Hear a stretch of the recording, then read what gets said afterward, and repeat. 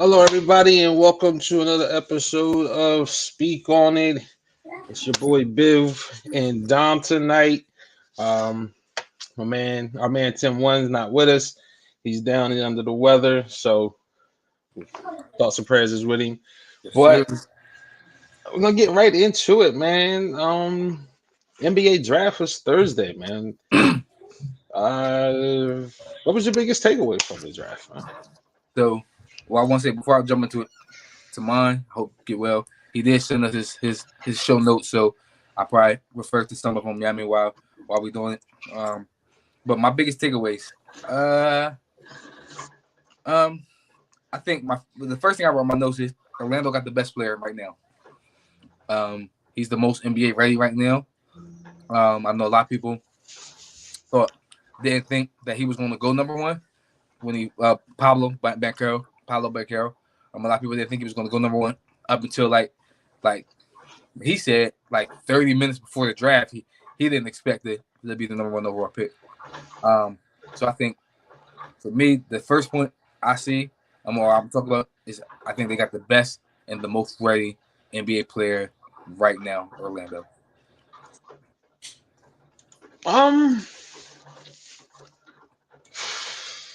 I don't know. I'm gonna be honest with you.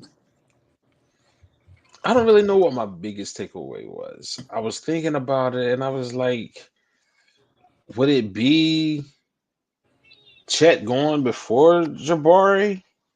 Because it was the consensus at one point that Jabari was going to be number one.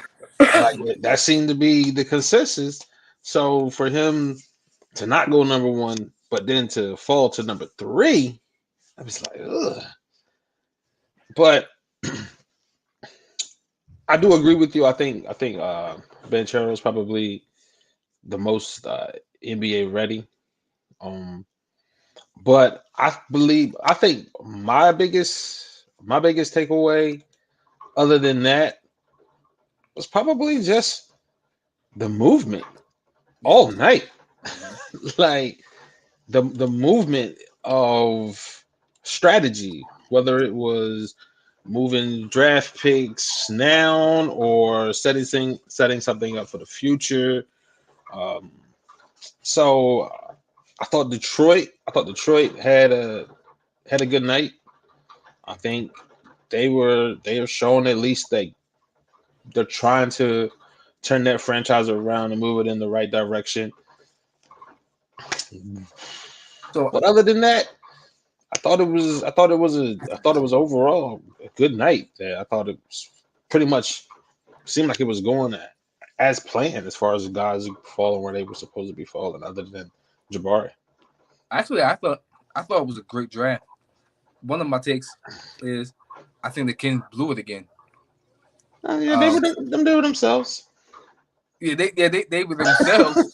They were themselves, which is not a lot. Which is what to me, it's not a takeaway. Like they botch all the time. So yeah, that's why I said did they even try to move out of the pick? Did they try to move? Because I know that pick had to be hot. It had to be. Allow somebody to come up and get Jaden Ivey at that spot. You know what I mean? I know somebody had to offer anything. Like, for me, even if Detroit or even if Sacramento traded out that pick and say it fell even all the way back to 11, they still get a good player at 11. Yeah. You know what I mean? Like, I like Keegan, but I just don't know if he fits. If he fits what the Kings are doing. But what are they doing? Like I that, like don't know. that. So he fits. But Keegan, but listen, Keegan, I think so for Keegan, I think he's a solid, he's a shooter, he's a power forward. So for me, I don't think you draft a bench player, and I don't think Keegan is a bench player, but I think for the Kings he is. Because is he better than Domantas Sabonis? No, not right now. He's not. Is he better than? And I don't know if he is better than Rashawn Holmes, but Rashawn Holmes plays center. So And he has proven quality. yeah, Rashawn Holmes, right? Yeah, he Yeah. has proven quality. So I was like, what the are the Kings doing? they were being themselves. So blowing drafts is kind of what they do. Other than I don't know. I'm gonna be honest with you. When was the last time they didn't? So, Yeah, like you said, but that's what I they don't know when do the last time they didn't blow a draft. because again they just continue to draft. At one point, it seemed like they was drafting a point guard, kind of like the Bulls, like every year. Even though it seemed like the Bulls still haven't gotten the message to not keep drafting all these guards. But I don't have any clue what direction the Kings are going in. Every decision that they makes you scratch your head more than anything else. Even last year, like you You had know, Tyrese Halliburton, like another guy, like another point guard when you already had the Aaron Fox, and who then you drafted Davion Mitchell. so it was like Yeah, the Kings are weird. I do got one question to ask you. What are the like? Okay, so I asked this: the Blazers. We've been talking about the Blazers for forever. What they're doing, what they did with Dame and CJ, and then for me, they drafted Shaden Sharp, which I think has tremendous potential. He has superstar type potential. But the Blazers for me are a win now team. you think so? At least they think they are. In their mind, they are. Because if you don't think you're a win now team, then you trade Dame. You move Dame. Understandable. They think they're gonna retool, rebuild around Dame, and we can win now. Why not trade that pick? Like it was talks about them trading that 7th pick for OG Anunoby. Well, maybe well Dame did post the picture of KD in the Blazers jersey. Maybe Sharp's going to be a part of that package to get KD over to Portland. I don't know. I don't know, but I'm with you. Like again, I've had this conversation on here many times. Sometimes GMs they hold on to guys too long when they've already maxed out what they can accomplish with those guys. And I think Portland, they've maxed out Dame. I'm not saying Dame is done, but Dame's tenure in Portland has been maxed out. It's time for them to part ways. And it doesn't seem like either side is willing to move off from one another. So I agree. Um, Wizards. um Johnny Davis. Oh, I've seen a lot of him at you know Wisconsin. Not really sure, honestly, where or how he fits in with them, other than Brad's gone now. So Well, do you think he going? So that's why I asked, because I feel as though that. So it's conflicting. So I kind of see your point where you say he. I think Brad's gone. However, so Johnny Davis doesn't, to me, swing the needle for the Wizards, and they want to win now. No, but let's be honest. You're not. They're not gonna trade and get a superstar. They don't have.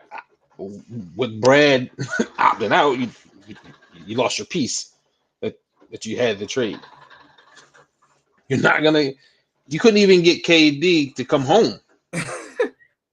At least LeBron was willing to go home to Cleveland. You know what I mean? After being drafted by him or whatever, but KD wasn't even willing to go home.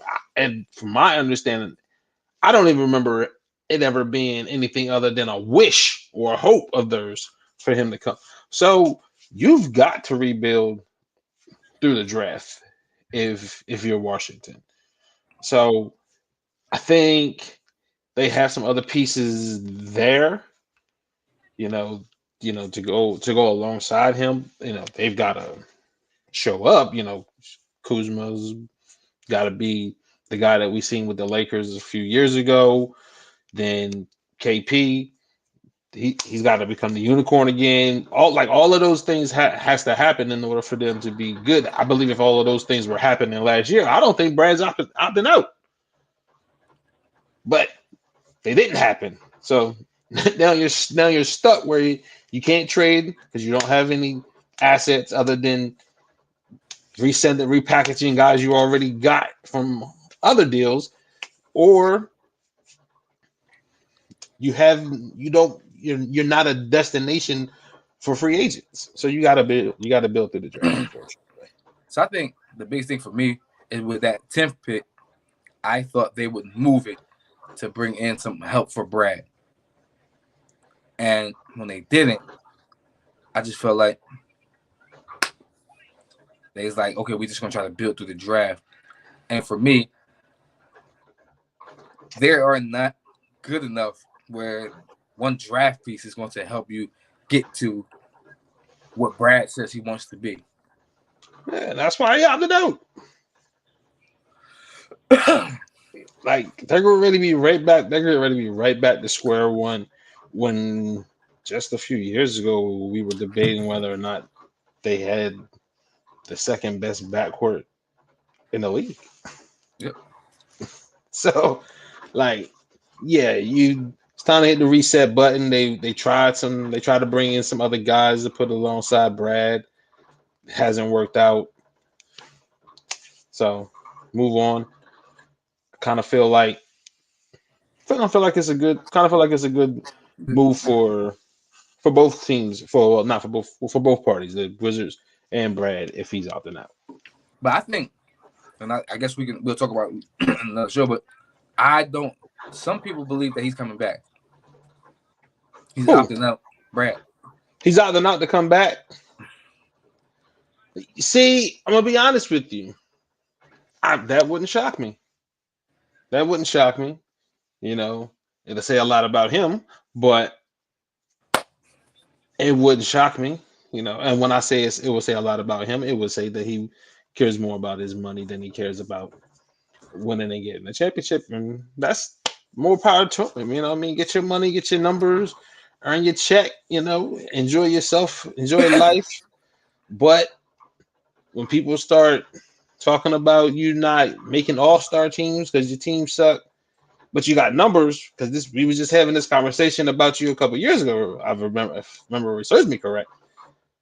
You had numbers, but you didn't have wins, so you missed out on some things. So that plays a factor into that, which also can play a factor in you making all NBA teams, which can factor into you again making more money. But go ahead, go get your money. Don't worry about the other parts of the game. You know what I mean? More power to you. So I know we're talking about draft, and we're gonna talk about some other things. But based on what you said with the Brad thing, I kind of didn't want to move on because it speaks to me about Brad, there was a video that came out when Brad was talking to these young high school players. He was saying, when you're in college, nobody really averages 20 a night. You got to do other things to help your team win. And for me, if he opts in to get the money, that speech that you spoke to these kids kind of becomes like, bruh, you're not doing everything to win. You are doing what you gotta do is best for your family, for the money. But you can't talk to me about doing everything it takes to win when you're just opting in for the money. Yeah. You don't really want to win, and that's why I wrote down, like, I don't think the Wizards want to win. I don't think Brad wants to win. You don't really want to win because you're saying you do, but if you opt in again, I'm not mad at people who go get their money. However, and I know it's 62 million. I think he'll leave on the table, but he'll make 62 million when he's 34. When he's 34, I'm like, bruh, at that time, it's like you really need to be trying to go get a championship. Yeah.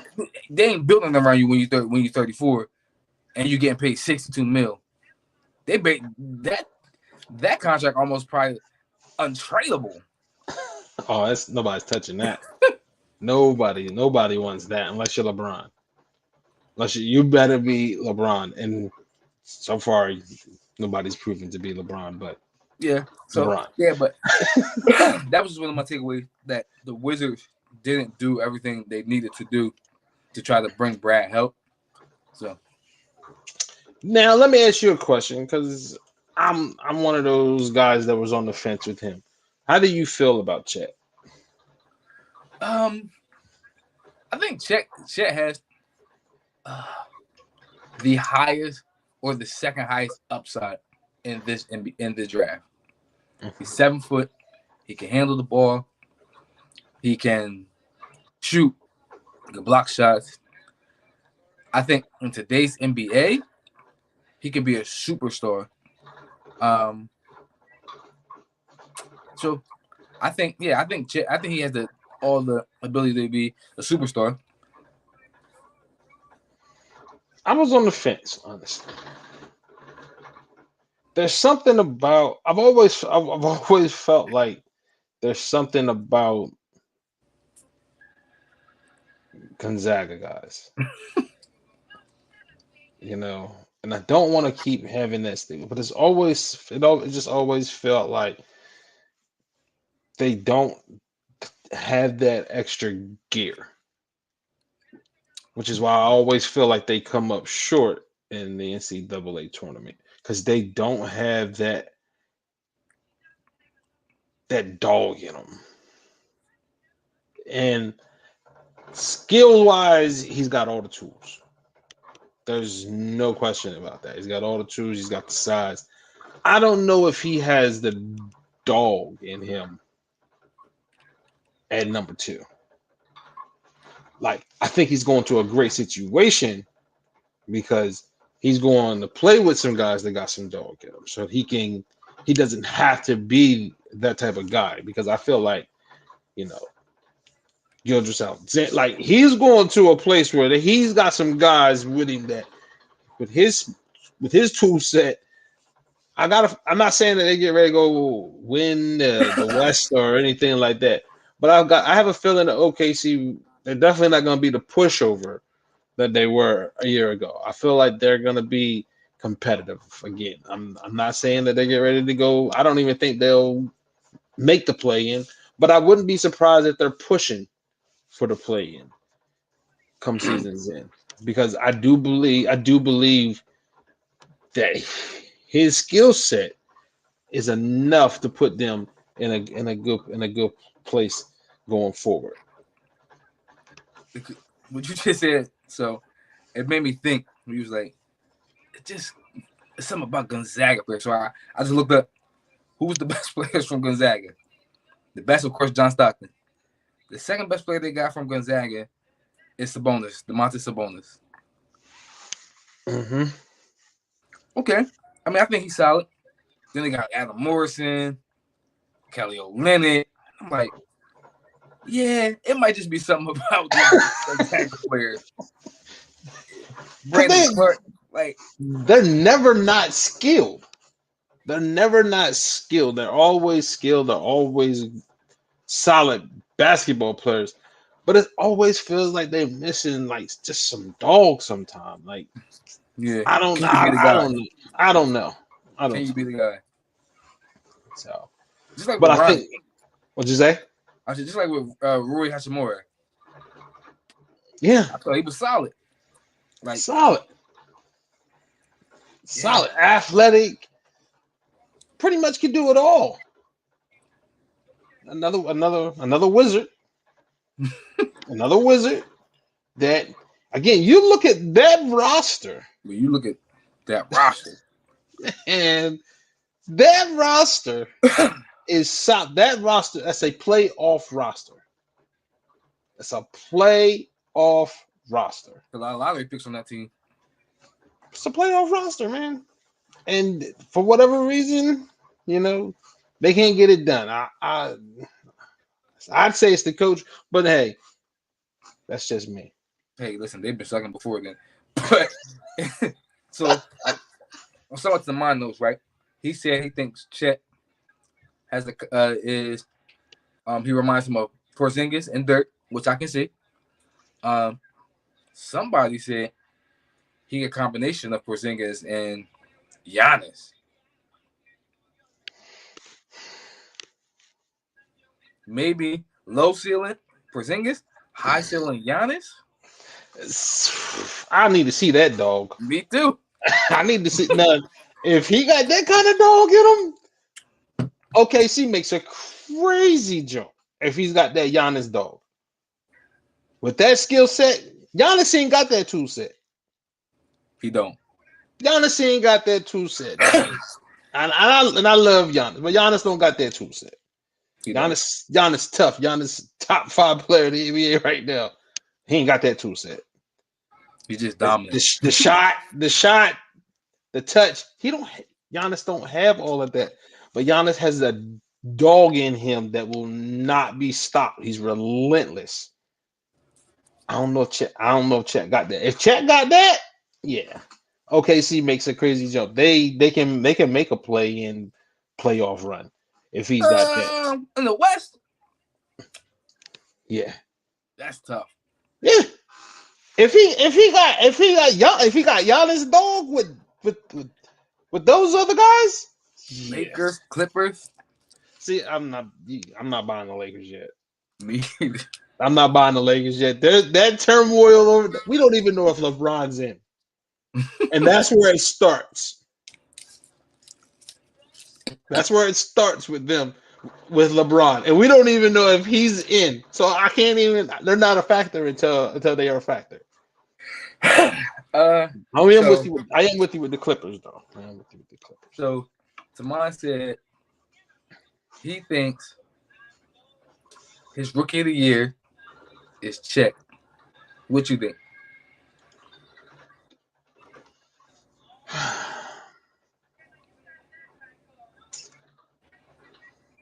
I'm gonna go out on a limb. Man, don't pick my player, bitch. I'm gonna go out on a limb right here. And only because I just feel like they put a chip on his shoulder. And that's Jabari. I feel like Houston's offense is gonna be open. I felt like they actually moved Christian Woods. It's crazy that happened. They moved Christian Woods and then he was able to fall to him. Yep.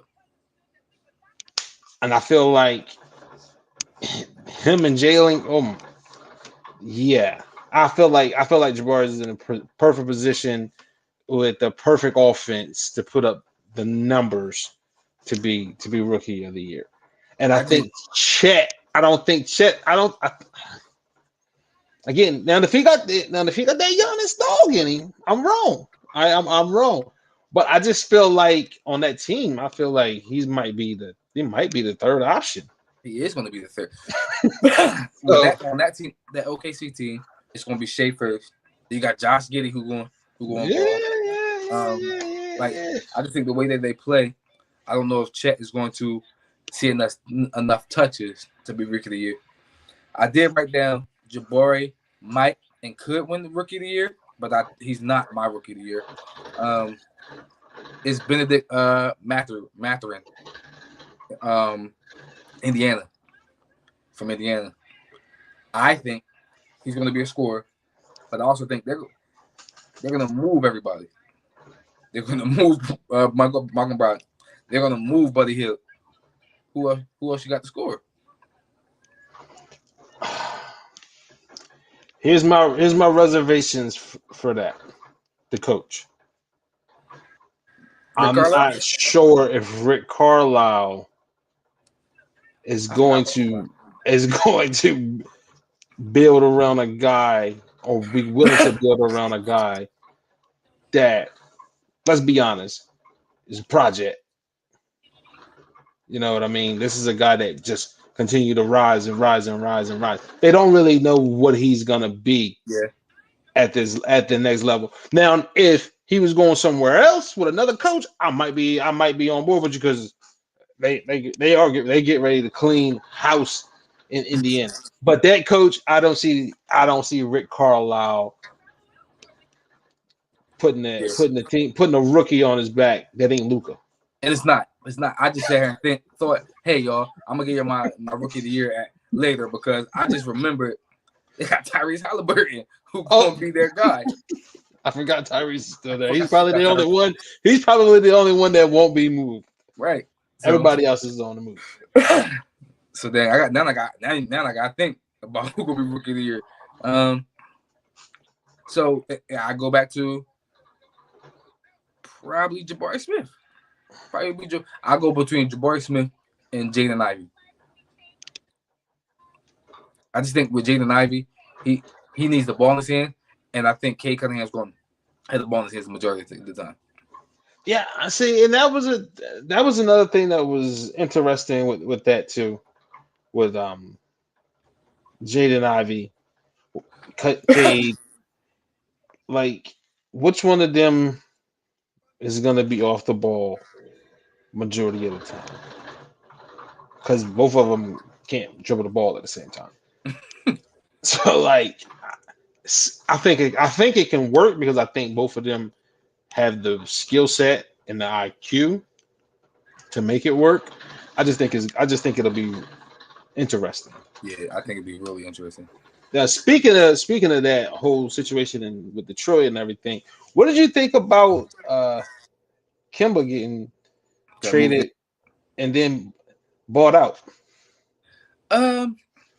I think they did it to bring in Durant. They did it to get him. I think it was a good move for the Knicks to do that to clear that cap space. I think it was a good move for Kimba to accept the buyout because Detroit is a rebuilding team. Kimba's a little older. He don't want to be on a vet or a mentor on a rebuilding team. So I think it was a good move for all parties involved. And I know New York fans are pissed because they didn't get that pick and use that 11th pick. But I think it was a good move for all teams involved. I agree. Interesting with Kimba because there are a few teams that could use a point guard. You know, including a team like the Lakers. You know, because one of those three are getting moved, and it's probably going to be Russ. So that opens up the spot at the point guard. I feel like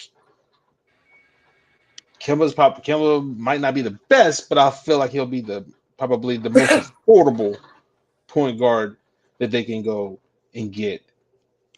That's a quality service because Kimba at his best, we know but he hasn't been that in quite some time. But I still think he could be serviceable with the Lakers team and just spot up, get guys where they're supposed to be, that type of thing. I kind of actually disagree with a lot with what you said, but I'm gonna go back to a point that you made probably years ago when we was talking about it. The Lakers got their point guard. They have him. when he played point guard, they won the championship. Dude, nobody listens. Nobody. He's listed as a small forward, so nobody wants to talk about him being a point guard. I'm with you. But and I also think you stretch his career out longer if you take load off of him having to be a scorer, but they don't want to seem to go down that road, so I don't even address it no more. Nobody wants to go down that road. It doesn't even seem like he wants to go down that road because he still feels as though he has something to prove being the best player being one of the best players on the championship team. He wants to be one or two, and I think he was willing to be two if AD was willing to be one, but he doesn't want to be three or four. Yeah. And being a true point guard, again, I feel like that will stretch his career out, taking minutes off of him, taking load off of him, everything. But nobody wants to go down that road. So I feel like they need a point guard. I think Kimba, the team that's going to appreciate Kimba the most is a team that doesn't have a true point guard that can orchestrate your offense. Because Kimba's going to have the ball in his hand. And you need a team where Kimba can come in and just orchestrate. And I don't know where that team is yet. Potentially, I got a team in mind, but if you take the ball out of these two players' hands, are they as effective? And it's the Clippers. If you take the ball out of Paul George's hand, is he as effective? If you take the ball out of Kawhi's hand, are they as effective? But I feel like at this stage in their careers, is Kimba upgrade to Reggie Jackson? Yeah, I don't know. That I don't know. You know what I mean? Yeah. Like, so I don't know. Like, is it like that? Like that's the question that we have to ask. Yeah. Like, because I was thinking of teams that he could go to, and I'm like, the Lakers is really that's really it. That's really the only team that's in championship contention that could use the services of a point guard. Unless he wants to come off the bench, you know what I mean? Yeah. Now coming off the bench, anybody could use him. Who couldn't use a veteran point guard to come off the bench? And you know what I mean, just give a guy a break here, or just run the second unit. Yeah. But I was thinking as a starter, yeah, filling a spot, championship aspirations. Only team I think is the Lakers. That's the only team I could think of, and that's only if they move Russ. And are they Are they in? Are they legit? They're the Lakers. They're always in championship. They're always in championship hunt. Whether they make the moves that puts them there, I don't know. But they, especially now, like you traded the farm, you have no future through the draft, none. So yeah, you better be in championship mode because you don't know how much longer LeBron is gonna be there, and at this point, you don't know what you're gonna get out of AD. I agree. So they're in a tough spot. All right, what's your take with Kyrie, man? Oh man, I think Kyrie is being Kyrie. I think Kyrie. I think a lot of people don't like Kyrie because he has different views than a lot of people. So I don't necessarily mad at what Kyrie is doing.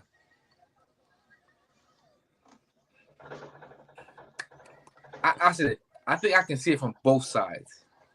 I can see it from Kyrie's side, and I can see it from an organizational side.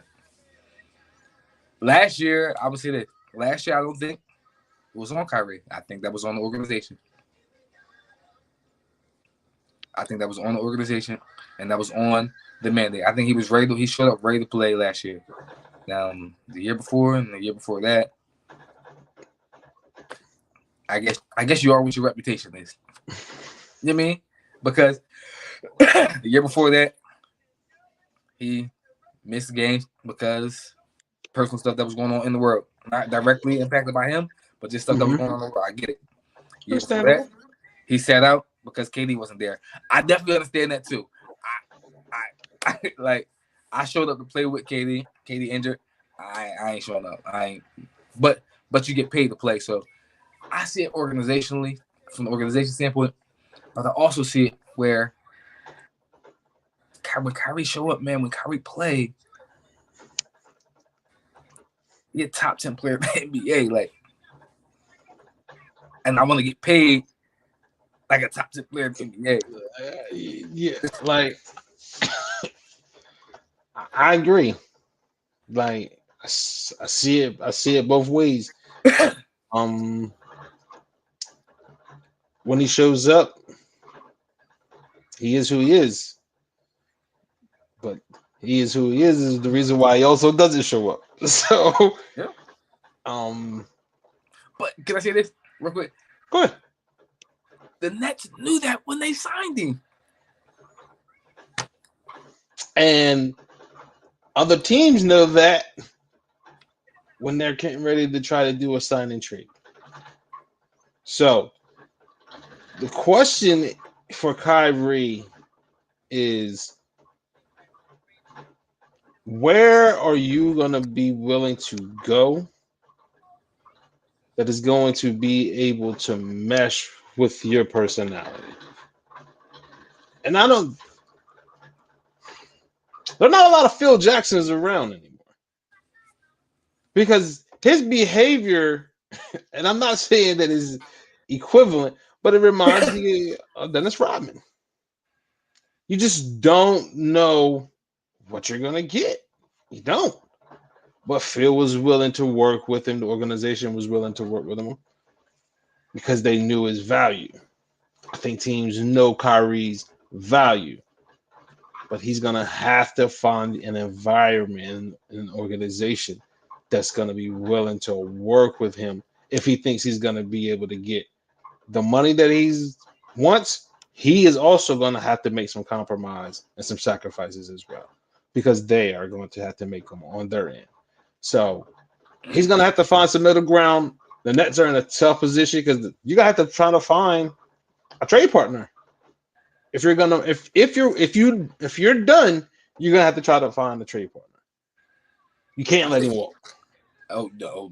I think there are 2 or 3 trade partners and 2 or 3 places I think that he'll fit well with. I'll give you what Tamon said. He said the Nets, the Heat, which I totally disagree with the Heat. Totally disagree with the Heat. And this is why I think I totally disagree with the Heat, is because that culture, that's a blue collar culture. That's a blue collar culture. That's a bring your lunch pail to work culture. That's Pat Riley's culture. That's not flying. LeBron's work ethic. LeBron's work ethic wanted no part of that culture. Kyrie's not built for Miami. Work ethic? I can see Jimmy Butler putting hands on Kyrie. Udonis has them. They're exposure. Yeah. Like, you ain't doing what? Because of what? Yeah. No. And then we're talking about, no, listen, I don't have a problem with it, but we're talking about with Kyrie calling practice after practice. I don't have a problem with it. I didn't think it was really disrespectful. I gotta see it in context, because I feel as though, all right, he want to get extra reps in with his guys. You know what I mean? Like, maybe I don't know what the whole context is. I heard he was telling them to do they needed to be doing what he said. Do it my way. That's what the extra session I'm the coach was about. You know what I mean? Like, and if I don't know if it's true or not, but if it is true, I think that also speaks volumes to the Nets culture under Steve Nash, and to me, that's a fireable offense because And it was never addressed. and listen, this is what I'll say. They knew he did not respect Steve Nash from his comment. We don't need a coach. I'm the coach. KD the coach. That's what he said. He legit said that. So, and then like the Knicks. I can see the Knicks with those are the mine. I can see the Knicks. I could see the Nets. The Knicks will be because they need a bona fide superstar to sell tickets, but I don't think he actually would as presently constructed and just added him. I don't think that's a championship team, but I can see where the Knicks will go after him because they need a guy. You know what I mean? But for me, I said, um, Nets, Sixers, Knicks, and the reason I said the Sixers because I think we would be desperate. Like superstar, Kyrie is a superstar. He actually fits well with James, not James Harden. He did fit well with James Harden, but he fits well with Joel Embiid. But that was a good. That I am with you. I am with you. And from a basketball skill set, he fits well in Philly. My only question is, didn't James just leave Brooklyn to get away from him? Yeah, and that's why I said, James just left Brooklyn to get away from nah. him. He like, nah, Like, dog. Nah, dog. But yeah, that's why. So that's what. One are you reason why I said, following me? nah, dog. You can't come here. So yeah, so the Sixers is from just a pure basketball fit. I get it, but what you saying? When you add in James being here, James Harden, nah, dog, I'm out. I don't see James. I don't see James signing off on that. And let's not forget, Joel Embiid probably ain't gonna sign off on it. he's still a free. Like, we still need to make sure he inks anyway. Yep. So we need to make sure James inks. We Yep. can't be making no deals that might make him want to walk. Yep. Like, so otherwise that means we putting all our eggs in Kyrie basket, and we know we can't. We gotta have a backup plan. We gotta have Like a they said, plan B, C, and D for Kyrie. you know So James Harden gonna play. I think You there's only isolate. one diva land. There's only one diva land in the NBA, and it's the Lake Show. That's it. But That is the only organization in the NBA that will put up with his shenanigans. no, New York would. Because he's a draw. No. The New York media, he's already there getting it now. He doesn't want But it no more in the in other Brooklyn, team's uniform. in He doesn't want Brooklyn, it in the other team's uniform. in New York, but in the Knicks, Man, he's in gonna that show up the uniform, ball. He gonna show yeah. up the ball. But when he doesn't, that media for that uniform is different. They still treat the Nets like the Mets. I agree. They still treat the Nets like the I Mets. agree. The Knicks or the Yankees. Yeah, I agree. You're going to be under a bigger microscope, more scrutiny. I don't even know if Kyrie would like. I don't even know if he really want that.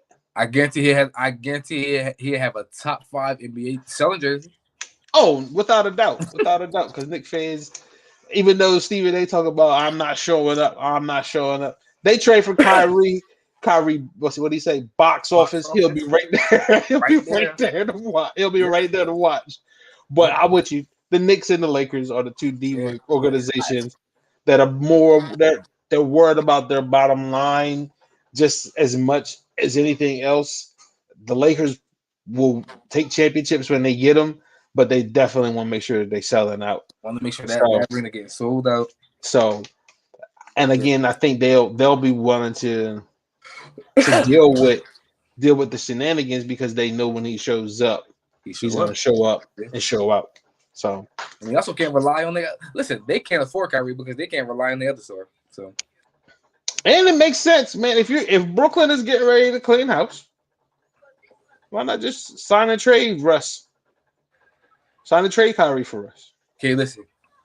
KD is on the next bus What? smoking if Russ show up. I really believe that everybody's out of there. I agree too, I except Ben believe Simmons. it's I believe Ben Simmons is the only Ben Simmons will be the last man standing. That's it. But I believe everybody else is out of there. I agree. I don't see any reason you brought them in together. They're gonna lead together. I don't know why. I don't know why you would even want to stick around. And I don't know if Steve Nash can survive with those guys. I don't. I don't know if Steve Nash can survive with KD anymore. I think So they need. I think if they trade Kyrie, they need to build around Ben. This is what Ben wanted. This is what we want to see from Ben. It's your team. We're gonna build around you. Lord help him. I said, Lord help him. Sure. Listen, they went from being NBA favorites to so much turmoil. You don't know. You don't know if Ben Simmons going to play. If he going to be right. If KD want to be there. If Kyrie going to show up. James Harden already out. What's crazy is this: the three teams that everybody have been talking about for past 3-4 years. Only one of them has really done something, and that's because of the bubble. That was the Lakers. Like the Clippers still haven't made a leap. Brooklyn looks like they're getting ready to be broke up. So, like, in the midst of all of this, the Warriors stayed the same, and They retool and they look, they look they better. they they looking good. You know, the Bucks, pretty much the core has stayed the same, Mm-hmm. and they're looking up. So, like, for me, the Lakers, I've already said that they're done. Brooklyn looks like they're done. I don't know what the Clippers are holding on to. I really don't. We'll see the two stars together. Paul, you're not gonna get them together. You haven't gotten them together yet, except for the bubble, right? They haven't been together yet, and then you had them together in the bubble, and they were part of the. They blow like a 3-1. 3-1 lead. Yep. Like I really don't know. You probably got still have max trade value for Kawhi and PG. They continue to get hurt or their play declines, their trade value goes down with it. And then you get pennies on a dollar for them and you still didn't get a championship. I believe it's time to move one of those two. Not sure which one, but I believe you should move one of those two. It If gotta be. not this year, and you want to give it one last hurrah, go for it. But don't be retooling or trying to build around them this time next year if you didn't hold up the Larry O'Brien trophy. It gotta be Kawhi. And I say that Kawhi's their best player. But you trade like 5 first round picks for Paul George. Nah, dog. You gonna be nah, dog. You Nah, gonna man, be you gotta bite that bullet. You gotta bite that bullet, man. You gotta bite that bullet. You gotta bite nah. that bullet, man. But 5 see, first round picks? Nah, man. but that goes to show you that majority of the time, that forcing your way out of places don't work. Yeah, That I agree. forcing your way, James Harden keeps forcing his way out of places, and it has not worked yet. It hasn't worked yet. So forcing yourself out of places doesn't work because you still really don't control where you're going. Suck it up. If you want to leave in free agency, leave in free agency. But that forcing your way out in the middle of contracts, man, it don't always work. And then it messes up other guys. So I tell you this. One person I think it will work for, if KD say he won out, everybody lining up.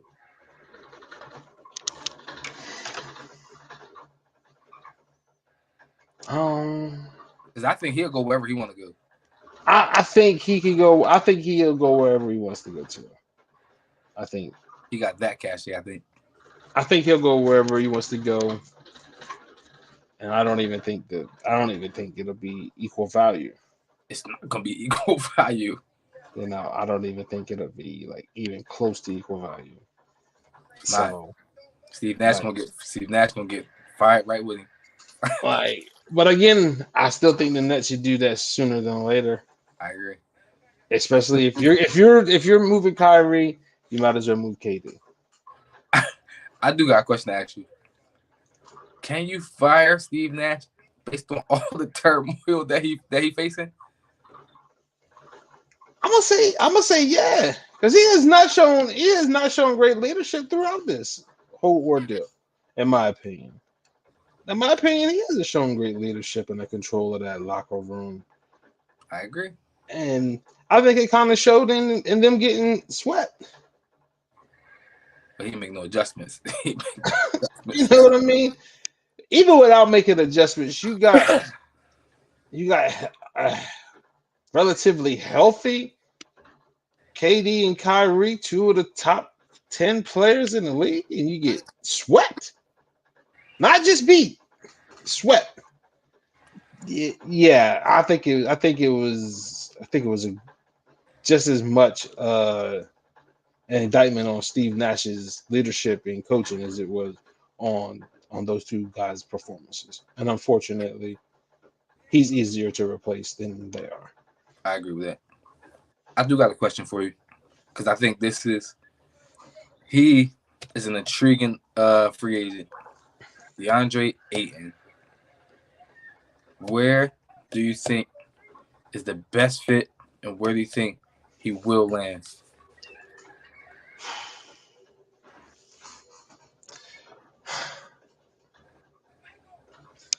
Hear me out.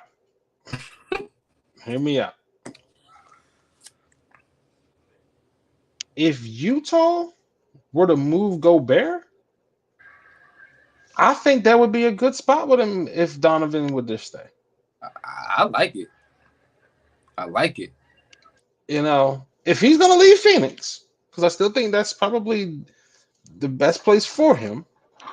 If he was going to leave Phoenix and Utah moves Gobert, I think he comes in, he gives them the defense that Gobert was giving them, and now he's an offensive threat. He can go get his own bucket.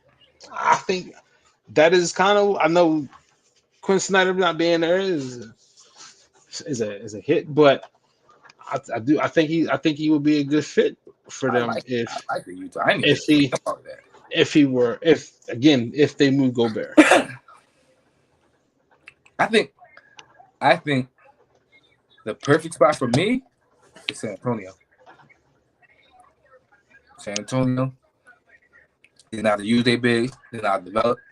They're not going to underutilize him, because I think he is underutilized in Phoenix. Like, he's their third option. I think he should be their second or 1A, 1B with Devin Booker. He was the number one overall pick. Let's not forget that. He is a walking double-double. So I think with San Antonio, if you pair him with DeJounte Murray, an up-and-coming team, I think Pop can get the most out of him. And his personality kind of fits. Mm-hmm. San Perfect Spurs person. You know what I mean? I think his personality fits right in there with them. And I mean, honestly, with their backcourt already and the wings they have, the big guy is really the only missing key. And, not saying that he's Tim Duncan in that regard, but he can step out. He has the mid-range. So he ain't the defender Tim Duncan was, but no, I can see it. No, He's not the defender Tim Duncan was, but he can He can do be. more offensively a little bit more than Tim Duncan, I believe. I believe he's in tweener between David Robinson And Tim, and Tim Duncan. Like he's literally got a little bit of each one of them I can see that. within. I You can know what I definitely see mean? So like he's the like he's an athlete like David Robinson because Tim wasn't. But I think he's just as fundamental. I think he's fundamentally sound that. Hmm. more so than David was, like Tim was. So, but I think that would be. Whew, Yeah, I think that'd be great. That'd be Perfect scenario. that would be what Pop's been missing. Yeah. That's really what he's been missing. You know, he had a watered down version of the Marcus Aldridge. Yeah, So I agree. yeah, that would be a good pickup. That would be a I great think pick. that'd be a great pickup if they Yeah, can that would get him be in and not lose nobody. That'd be a great pickup. absolutely that would be fun to watch. Whew. All right. Oh man. So, oh man, there was something else. There was another free agent. Oh, I mean, other free agent who to mind. I just say who to mind brought up right. He brought up Zach, where he thought the best fit for Zach was, which is the Bulls for the Lakers. I don't see the Lakers. Bulls. I put the Bulls in Memphis because he can get out and run with Memphis. You can see him be acrobat. He can be Batman. He can be Josh Robin. I mean, or Josh. I mean, his 1B. I mean, but I think with the way they play, the way they get out, he's another high flying act. Could you imagine him and Jock coming at you? That'd be really scary. that'd be really scary. As big of a Bulls fan as I am, you know me. I feel like you max guys out. I feel like Zach was here for a reason. I think he got what he needed. He's proven that he could be a number one on a team. I think that he's proven that with Chicago, and now it's time for both parties to be won. So I don't think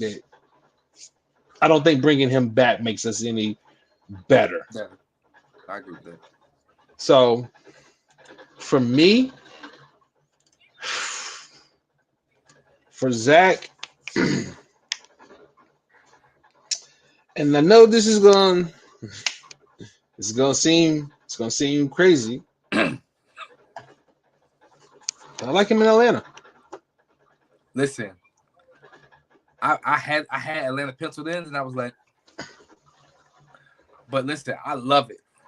I like him in Atlanta. I think John Collins is out. I think you need to replace that scoring. I think you can use a more consistent scoring wing. And I think Zach doesn't want to be the guy. I think he wants to win. I think he wants to play. I think he wants to have fun. But I don't think he wants to be the guy. Like Zach don't got a dog. And Trey has no issue with that. Because Trey wants that. He wants that. But what we seen was when teams start to corral Trey, he's still learning to have to play through that. Just like you watch Steph for years learn how to play through that. Guys are bigger than him, they're longer than him, they're more athletic than him. So he's learning to adjust. Having a guy like Zach on his team that's a bucket, you know that he's a bucket. Trey don't have that on his team right now. So I just feel like he's a good fit in there because, again, there's not a lot of teams out there that are in need of a wing that's in the championship right now. Like there's not many teams out there that's going to get win. And everybody, let's be honest, everybody don't fit with the Lakers because they need everything. They need everything. So everybody that we get, everybody you can talk about is gonna fit with the Lakers. What don't they need? Yeah, yeah, They need everything. So and when you have versatile guys like AD and LeBron who can both of them guys can play at least the one through the four. So so you're fine when bringing in guys around. So I think anybody will fit with the Lakers. But yeah. I agree with that. I think Zach and Trey. I think that would be a really really That'd be fun scary. duo That'd be to scary. watch. So Yeah, that'd be a fun. They listen. They ain't gonna play no defense. They gonna they gonna score. They gonna score a lot of points. They ain't gonna play no. They ain't no play no lick of D. So, but I none do at all. like that. I do like that. I mean, it does give them a bigger person in the backcourt, um, who can get his own bucket and give you some athleticism. So I do like him there. Um, and then I guess the last one that he talked about was Brad. Um, and he said Brad the fit with Brad was the Heat. I could see him with the Heat, but I also put him with Memphis and I put him with the Sixers. I don't agree with the Heat because I don't I'm not and I'm not saying that Brad doesn't fit with the Heat. I just feel like you're just throwing another guard into that already wing heavy team. They need a big. The Heat need a big. That was my other team for DeAndre Ayton was Miami. Um, for Brad, I think the only place for him to go is the Lakers. I don't think I don't again just like Zach. I don't think there is too many championship right now teams that need a wing, and where Zach is still trying to figure out. I don't think Zach goes to the Lakers and flourishes. I think Brad can. I think Brad's more seasoned, ready to go out and win a championship. I don't think Zach's there yet. I think Zach still needs some season and some growing to do. I think going into that type of situation, it'd be a little too much for him. But Brad, I think that he can. I don't know how they make it happen with not having no cap space in LA, but I don't see Brad going anywhere else if he leaves Washington but to the Lakers. I can see that, and they've been high on him, been trying to get him for a while. So they they would have to pull a maneuver in that to get him down there. Absolutely. But I could definitely see where Brad does fit because he can play off ball. He is a shooter, and he can go get his own bucket. So I could definitely see that. I guess we definitely got to transfer. I guess before we get into these top 5 power forwards or top 10 power forwards, we got to trans into something I brought you all attention a little later into while we were doing the show is the awards and how they actually um do the awards. And the reason I wanted to bring it up is because we in our series, our top 10 series, and we start to separate people, or we start to talk about the awards, like who got this award, who got these awards. I mean, and I feel as though sometimes awards don't tell the whole story based off Absolutely. of based off of the people who actually vote for these awards. Absolutely. So I asked, I mean, should we do away with the way the awards are done, and how would we want to see the awards given out moving forward?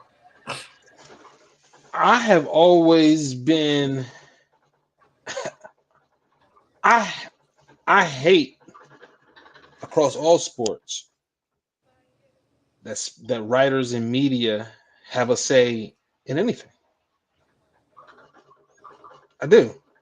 You the only people that should have a say in the awards are the people that are currently playing and coaching in the NBA, in the NFL, in Major League Baseball, and in the NHL, whatever. Those are the only people whose opinions should matter. They're the ones that are playing against them, game planning against them, scheming against them, everything. Those are the guys. We, as fans, we don't watch enough games. The media, let's be real. There's no way you can watch games if you're covering a game. Just being real, you're looking at box scores like the rest of us. So the guys that are playing them every night, the guys that are coaching against them every night, those are the only guys who should matter. You're always going to have biases in a voting system. That's just the way it's going to be. So yes, there's players that's going to have biases. The coaches that's going to have biases. But at least it's understandable biases, not sports media biases because a guy didn't talk to you and answer a question 8 years ago. You're still holding a grudge against him and not voting for him for whatever reason and in whatever situation. Come on, that's just petty. Now, I got a bias against you because you were giving me the business every night. That's understandable. That's understandable. You're only giving my recognition because I was giving you the work every night. That's understandable. But I feel like you can find enough guys with integrity within the ranks, especially in the NFL, all of those guys. But within the NBA, within Major League Baseball, you can find enough guys with integrity that you can get them to vote on those awards and not have the sports media involved at all. I don't believe they should be involved at all. They have why? You might as well have the fans involved. Listen, I 100% agree with because the sports media, the writers, let's be real, they're fans. Yeah, that's all they are. They're fans with a journalistic job. That's it. So I definitely agree that it should be just coaches and it should just be players. Coaches and players because coaches know who they game plan for. They know like the tendencies, they know who keep them up at night. And players, they know what's real. Like I wholeheartedly agree. If players voted on the 2015 finals MVP, Steph Curry have two. I believe if they voted on the 2000 and I think it's the 18 MVP, he might have three. Or LeBron might have won it. Or 2018. Or 2015.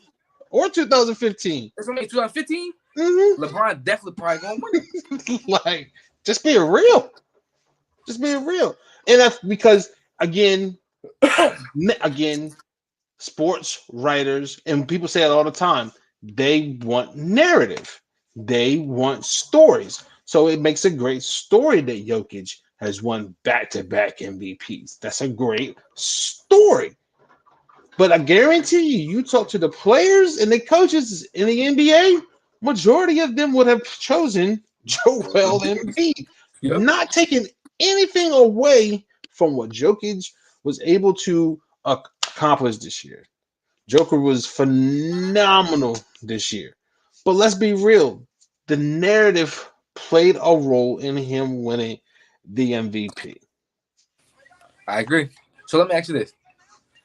Do you think they should just leave it at what you did in the regular season?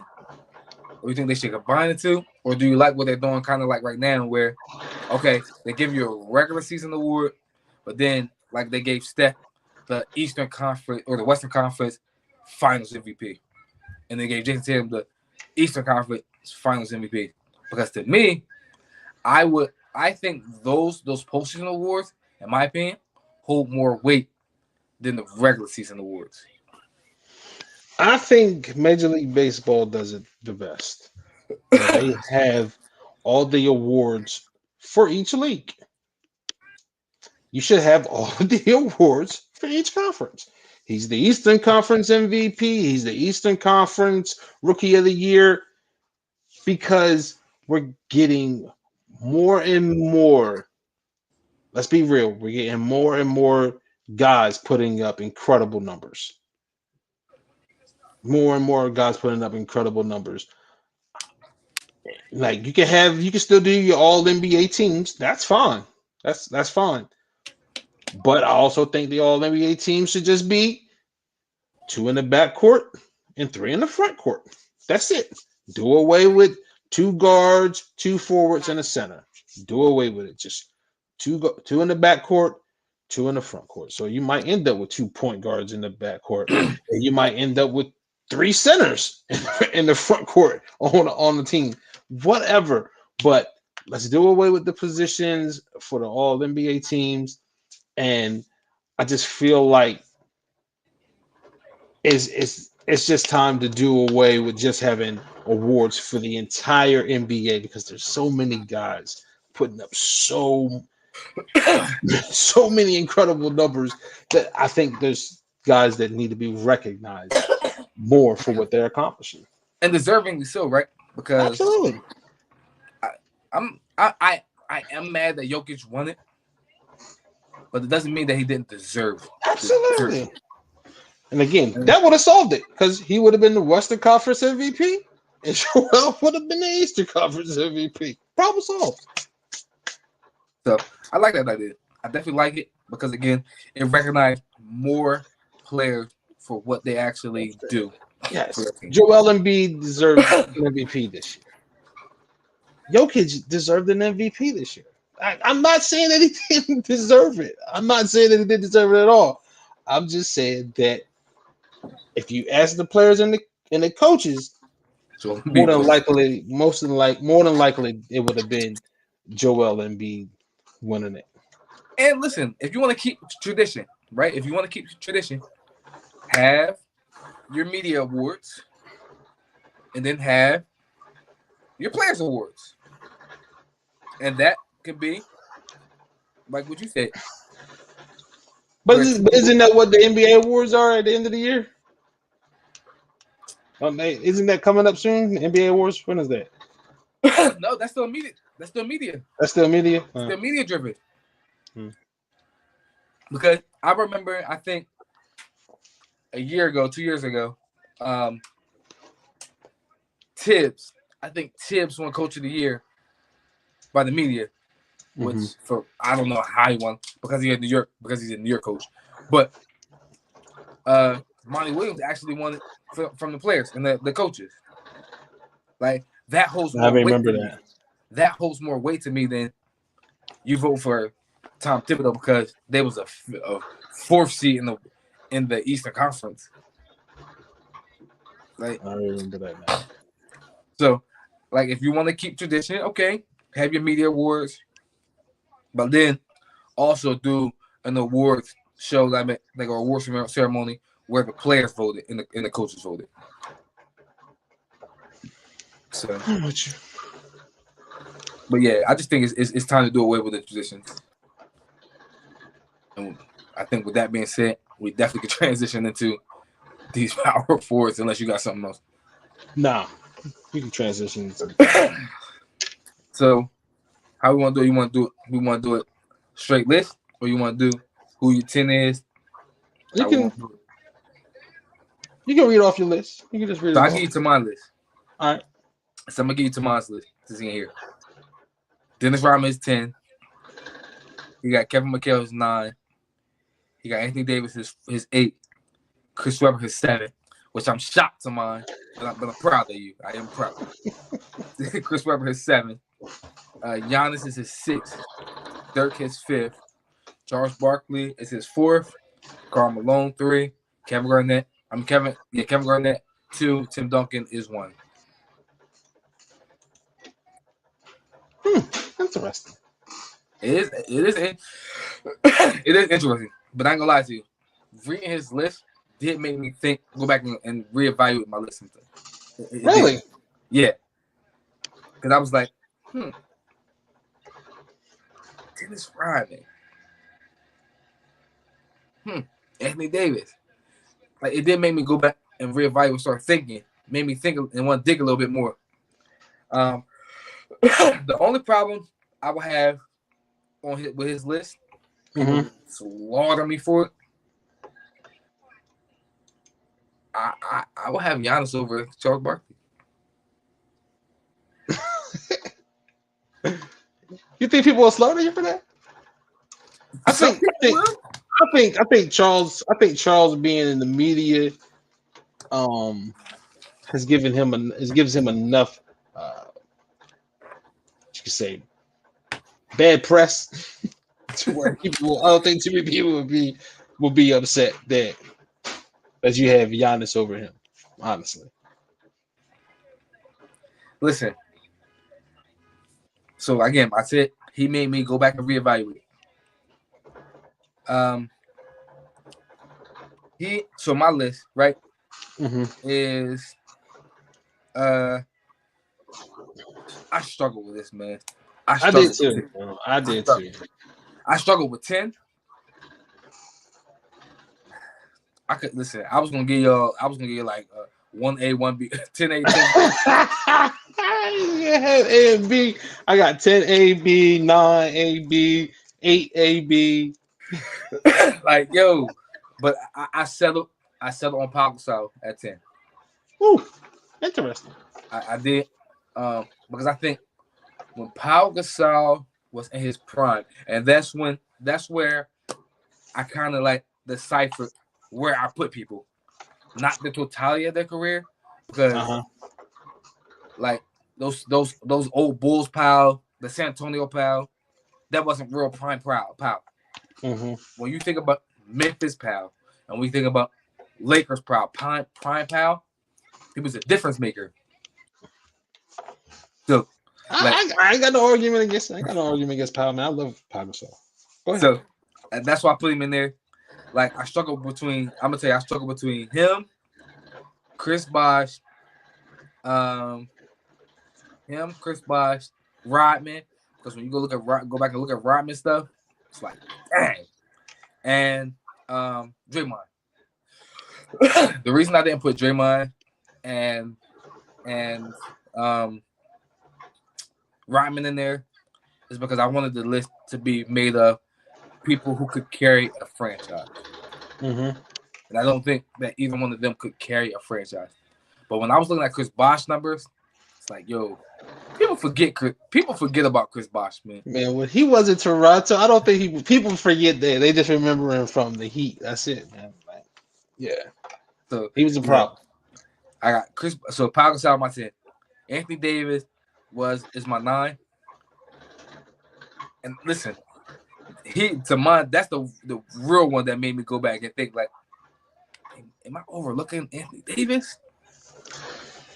And I was like, when you go back and look at his numbers, been there for 10 seasons. Yeah, I mean, 4 first team All NBAs, all defensive teams. He led the league in blocks 3 times. Like, all right, like Anthony Davis is that dude. When he healthy, Anthony Davis is that dude. You know what I mean? So Anthony Absolutely. Davis. So I flip flop here. I had Chris Webber at 8, but when you go back and look at Chris Webber, his number's better than Kevin McHale. So I got Kevin McHale at 8. I got Chris Webber at 7. I got Charles Barkley at 6. I got Giannis at 5. And here where it get interesting. I know people slaughter me, but I got Karl Malone at 4. Karl Malone at 4. KG at 3. Dirk at 2. Tim at 1.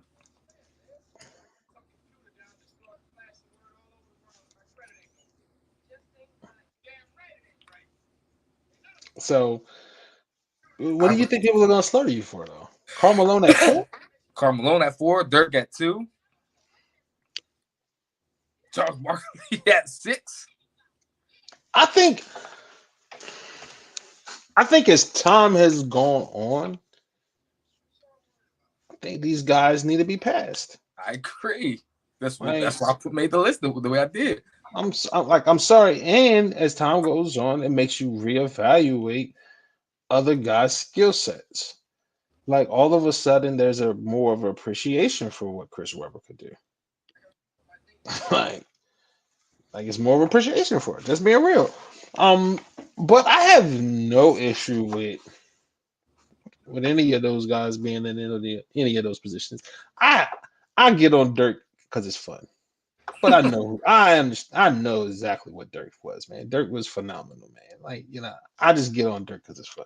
Now listen, I You agree. know He what I ain't play a mean? lick of D. He don't play no He defense. ain't play rebound. He wasn't no phenomenal rebounder or whatever like that, man. But his offensive skill package was What he was asked to do, he was phenomenal. phenomenal at.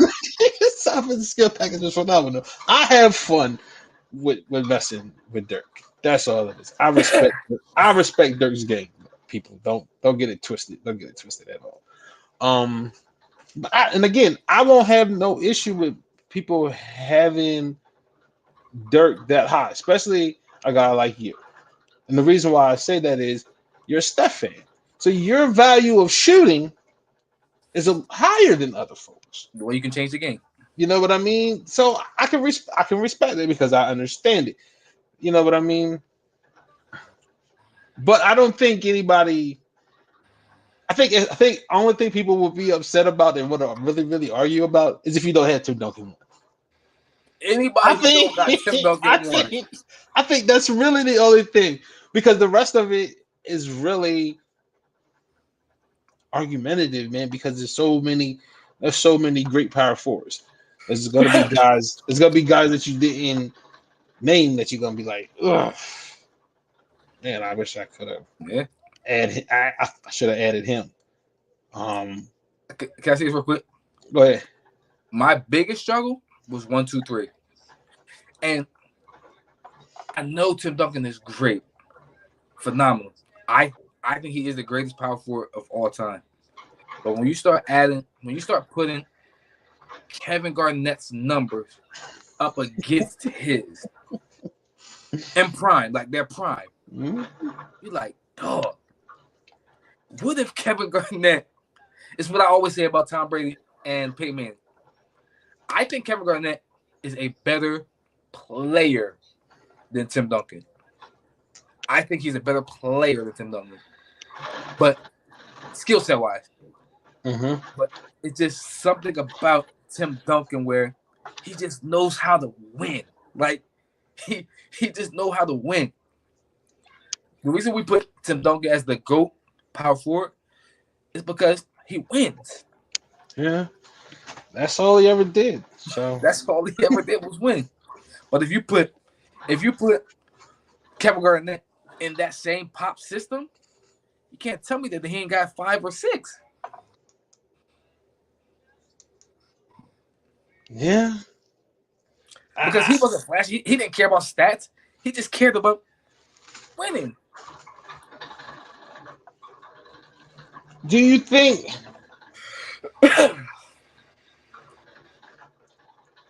do you think that Tim Duncan has the same success outside of a pop offensive system?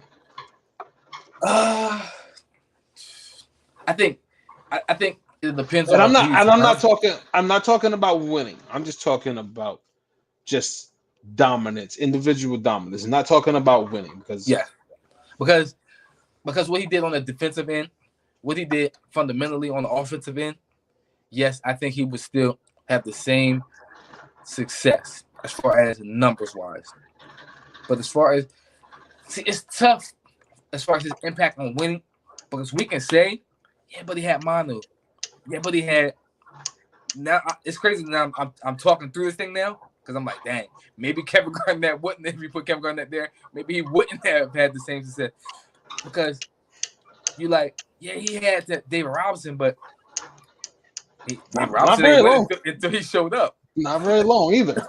Like he ain't had David Robinson that win until he showed up. Yeah, he had Manu in them, but he was the driving force behind them winning. And we can say, yeah, it's Pop system. But I believe Pop was there a year before. He was there a year before Tim got there. Here's my thing. The reason why I asked that was because you said the numbers they're about the same. Yeah. And listen, slightly, you might give Kevin Garnett a slight edge. I think Kevin Garnett's athleticism, he was a better ball handler. Like, I think he was overall skill for skill. He was He was better better than Tim. skill for skill, yeah. But I don't know if his impact on winning is the Was like same. Tim Duncan. Yeah, I agree. I can 100% agree with that. And I'm not saying that KG always had a stacked team or anything like that. But we also not gonna pretend that Tony Parker and Manu Ginobili were lottery picks. Mm-hmm. You know what I mean? These were at the time the Spurs were doing their homework and they got guys that were ready to go out and contribute to a winning culture. And they fit perfectly for what it was that they were going to do. Sorry, KG, that Minnesota didn't get that for you. You know what I mean? Like, I can't knock Tim for being drafted into a great organization. Like, I'm sorry, I can't knock that into him, knock that on him, and but I also can't knock KG for being drafted into a terrible organization. You know what I mean? Like, it's not either of their fault, but unfortunately, that was the hands that they were dealt. And that's crazy because it was immediate success when Tim showed up. Like, I know David got injured. I know they sat him out. But it was immediate. He got drafted in 97. They won in 99. Dude, but people can sit here and act like the Spurs still weren't a championship threat. I agree. They were still down the totem pole. Like every year. They were still down the totem pole, even in the Western Conference. We're not even going to talk about the teams out in the East. In the Western Conference, you still were talking about Houston at the time. You were still talking about Utah. You were still talking about Seattle. The Lakers with Shaq and Eddie Jones and Nick Van Exel. Like you were still talking about them at the time. They had just drafted Kobe.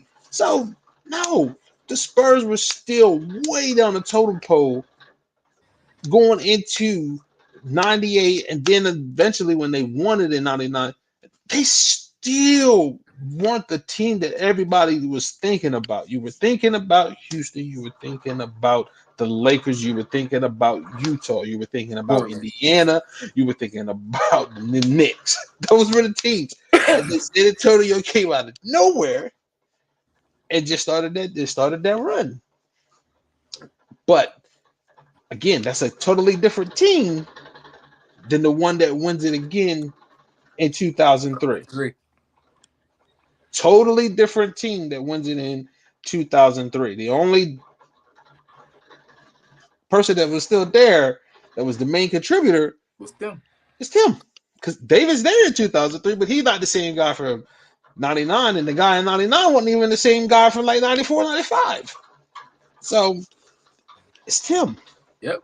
I agree. It's Tim and it's Greg, man. Like that's it's Tim and Pop. Sorry. So yeah. But yeah, like I said, when you start looking at the numbers, you're like, and that's why numbers doesn't, and that's why when they be like, when I say about Steph and why I have Dirk, and then if you look at my list, those are the only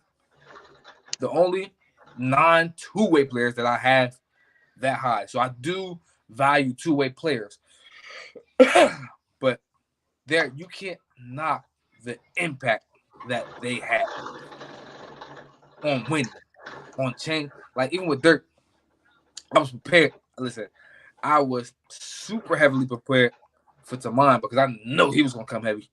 But like when you look at Dirk and the teams he played on, like we can say he had good teams, stuff like that. But Dirk in his prime only had two other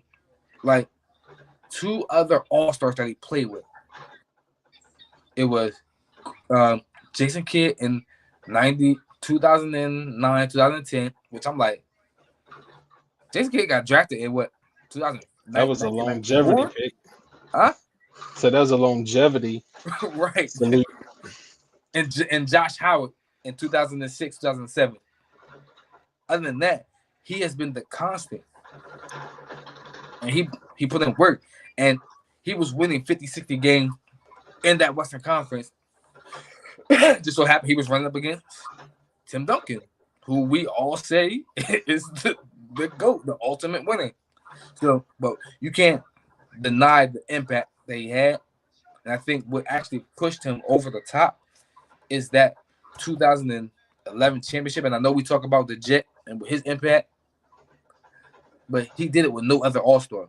The only team to win a finals with no other All-Star on his team. I know they had a good team, but he put the teams on his back.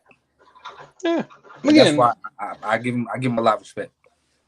I give him respect. I just don't like it. I can't. My top 10. I got Rodman at 10. I got Kevin McHale at 9. I got AD at 8. Even I gotta respect his. I gotta respect what he's accomplished and what he's done and who he is. I got Weber at 7. I got Barkley at 6. I got Dirk at 5. I got Karl Malone at 4. Ooh. I got Giannis at 3. I got KG at 2. And I got Tim Duncan at 1. Yo. I thank you, man. I thank you. Because you did what I didn't have the heart to do. What's that? Put Giannis in your top 3? I was going to put Giannis ahead of Karl Malone. Man, and Karl Malone is high on my list because of all the points he scored in the NBA. That's why. Other than that, he would not be. He scored 10,000 less points. He wouldn't. He might just be scratching my top 10. I think Karl Malone was a product of the pick and roll and John Stockton. I believe that John Stockton sacrificed his game for the betterment of the team and Karl Malone. I've always felt that way. But again, all the points he scored puts him up there. When you look at his game in the total package, skill for skill, man, majority of these guys is better than him. Let's just keep it 100. Majority of the guys on the list are better than him, skill for skill wise. But what he was able to accomplish and able to do at a high level for such a long time, you got to take that into account. Yeah. Which is why I was like, dang. Like, I think we forget that Giannis been in the league for 9 years. I'm looking at him like, dang, Giannis been in the league for 9 years? Yeah, you can start putting him up there in that top 5, top 10. Absolutely. His resume, man, it's got some stuff on it, man. And I don't think people fully understand what it is that he's accomplished now. Like, you go back and you look at it. How many MVPs he's got? 2. How many does Karl Malone have? 2. Okay. Championships and finals MVPs. I think Giannis has the edge in 1-on-1. Yep. So, Karl Malone played 19 seasons. Like, 2 MVPs. Looking at Giannis's resume, he's got a defensive player of the year too, right? Yep. Like, his resume, he is a top 5 at his position right now. I don't understand how there's an argument with that, with the resume that he has. Listen, this is what I'm gonna say, and I know it's probably gonna be blasphemous. No, say it, because I might be ready to have the same thought. If he ends his career on the trajectory that he is on, and say he went 3 or 4 championships, he gonna go down as the best power forward ever. Okay, I wasn't going there. I was going a different route, but kind of in the same way, but a different I'm gonna take a different path, and that is we starting to get old heads. We gotta let our past go, fellas. We gotta let these guys go, man. They're gonna Be get real. surpassed. They're gonna get Gotta be surpassed at some real. point. They're gonna get surpassed at some point. I know they were our childhood heroes. We had their jerseys. Some of us may have cried when they cried. We cheered when they cheered. We gotta let them go, fellas. Gotta let them go. We gotta let them And you go. can't be a sports head and I'm say, hey, you can't be a sports head and watch what you're watching and still hold on to the yesteryears. You just can't. no, no, You no, gotta be real. no, no, Like, no. bruh, we was arguing. I was arguing with somebody on Facebook. He was telling me yeah, the guys now might be more skilled, but they just don't have the same heart, determination, and I'm like, First of all, you can't measure that. right, you can't measure that. You can't measure that. What I will say about that is, I'm not gonna say that the grind and the hustle isn't as difficult. It's different. It's different.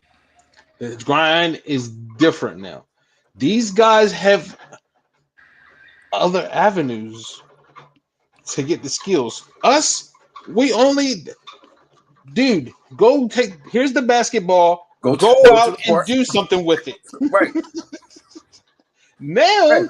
they can watch videos. Uh-huh. The home, you know what I mean? They can watch, they can record themselves as they're doing things to get, so it's just different. I just feel like society is different. So the kids don't have it as tough and rough. I'm sorry that they don't have to, you know, shovel the snow off the blacktop now to go play. That the city is gonna do it for them. Right. Sorry. Remember, Sorry. Sorry that no. majority right now you can talk to a lot of high school kids, and majority of them will tell you, I've never played outside on a blacktop. I I was messing with the kids the other day. We country. Most of them ain't never played on a dirt court before. They don't know what that is. They don't know what that is. They don't know what it is to play outside on with a basketball that don't got no grip. Like they don't understand. They don't understand that. With no nets. You know what I'm saying? Like they don't understand. They don't understand that. They don't know single rims. But that don't mean that they're soft. It just means that they were brought different. up different. Right, They came up. They just came up different. And I think that we gotta kind of stop that. Like knocking on like they're soft and it's just different. Their era is their era is different. But we as old heads, man, we gotta let these guys go. I'm gonna say it. Michael Jordan will not be the GOAT forever, guys. I'm sorry. Jerry Rice will not be the greatest wide receiver forever. He won't. It's just He won't. People are bigger, stronger, faster. He won't. And again, I know that's gonna hurt a lot of you guys' feelings. I know a lot of you guys would be upset with me saying that, but it is the truth. Those guys at some point in time will be surpassed. Like you said, you gotta let it go. And listen, I say this. LeBron James, as much as I talk stuff about it, is the greatest basketball skill set I've ever seen. The greatest basketball talent I've ever seen. Doesn't mean he's the greatest player of all time. But if we be real, like his skill set is unmatched. I don't disagree with that at all. Don't disagree with that that at all. tells me that if that is the trend, Kevin Durant is a more skilled player than MJ, in my opinion. He's 7 foot. Well, I'm gonna take this back. LeBron James used to be the greatest skilled player I've ever seen, but Kevin Durant, probably the greatest skilled player you've ever seen. He doesn't have the passing that LeBron has, but he can pass. With a 7 footer like that, I've never seen it. Yeah, man. These guys, are coming in, and here's what I say again. We were talking about the eras. These guys are coming in nowadays with more of a niche than anything. There's they're more so specialists than basketball players. Back in the day, you had to be able to do a little bit of everything to find yourself. Now, if you can hit the three and that's all you can do, you can find your way on a basketball court. You know, if all you do is Great defense. lock somebody up, you can find your way on a basketball court. If all you do is jump out the gym, don't grab rebounds, block shots, you can find your way on a basketball court. So now these guys, it's the athleticism that is separating them. And when you combine that with the size and the skill set that you Skill can set. obtain now, you become different. Now you got guys like Jabari Smith. There's a dozen of them walking around now. Yes. There's a Yes. dozen 6'10" guards just walking around now for you to pick and choose from. That wasn't LeBron used to be an anomaly. Now he's an everyday occurrence. Like that's everybody is that. Like everybody has figured out their the formula to create a player. That's what it is. Because LeBron was a creative player, and now everybody's figured out that formula, and they're just putting it in there again. You can watch YouTube after YouTube after YouTube on basketball skills, and if you already have a good God-given gift, and you can then put in these type of fundamental skills, man, sky's the limit for you, man. Like Steph, and I said it. I know people be like, some people there will probably be another Steph Curry. Probably because people mimic, right? People mimic. Somebody right now is shooting probably 1,000,000 shots a day.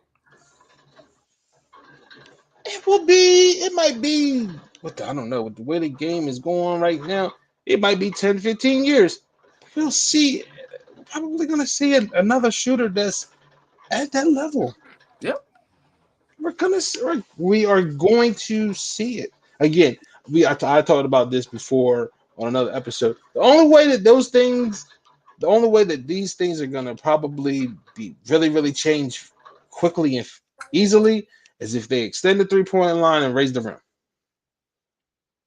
It'll change everybody's opinion on those guys immediately. But until then, we're gonna have to just wait until we see the next one. But it is coming. I agree. It's closer than we think. Also, I think the GOAT talk will be closer than we think. I think the GOAT talk is closer than we think as well, because I think there's guys now that are still young enough but are still building their resume to put themselves into that conversation. You So know, I do got one question for you, because you are Jordan is the GOAT, and the reason that you say Jordan is a GOAT is because 6-0. Can he be surpassed if somebody doesn't go undefeated in the finals? see, I'm not a 6-0 guy. Okay. I'm not a 6-0. I think the 6-0 is the cherry on top. Okay. I think Jordan is the GOAT because of his dominance of an era where he was a guard, big man league. It wasn't supposed to be guards scoring. They weren't supposed to win championships. He won 6 of them. And then he played both ends of the Yeah, floor I got you. from the beginning of his career to the end of his career. You know what I mean? I think going undefeated in the finals I don't think nobody's ever going to do it again. One, I think it's a more competitive league at the top. Back then, the Bulls, let's be real, there wasn't a real threat in the other conference. Like, yeah, they were good. They were good teams. They were good teams. But you didn't. You never thought Jordan was going to lose.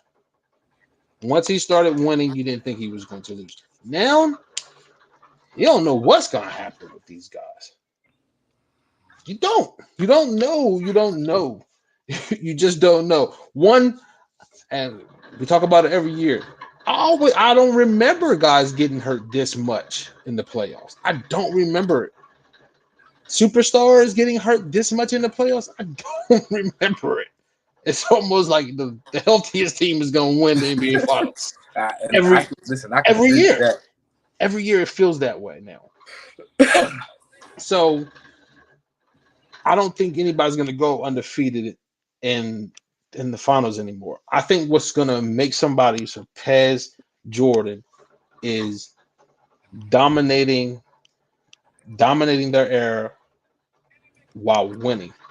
Not just dominating their era individually. I feel like LeBron dominated his era individually, What he but he forced. but he wasn't always winning. Right, and people was actually getting championships on him. So, You know what I mean? if I brought that up because I got a person in my mind. People probably already know who he is because I'm the resident fan of his. If he goes 7-2, and the only time that somebody has won, like Jordan, right? The only time somebody won the Jordan watch is when he retired. If he goes 7-2, and the only time somebody won on his watch is when his team was injured, can that put him into that type of conversation? Can he pass LeBron? Let's talk about that first.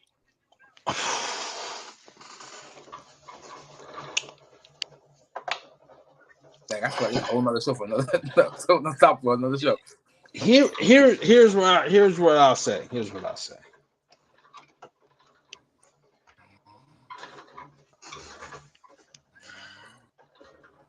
I think him and LeBron already that field is a lot closer than people want to give it. I agree with that. I 100% agree with it. Listen, most people say this is LeBron era. This is Steph Curry's era. I think the LeBron era ended about 4 or 5 years ago. I think when we're judging them two, I think Steph Curry had a bigger impact on this era than LeBron did. LeBron's era. Let's just keep it. Let's just put it all out there.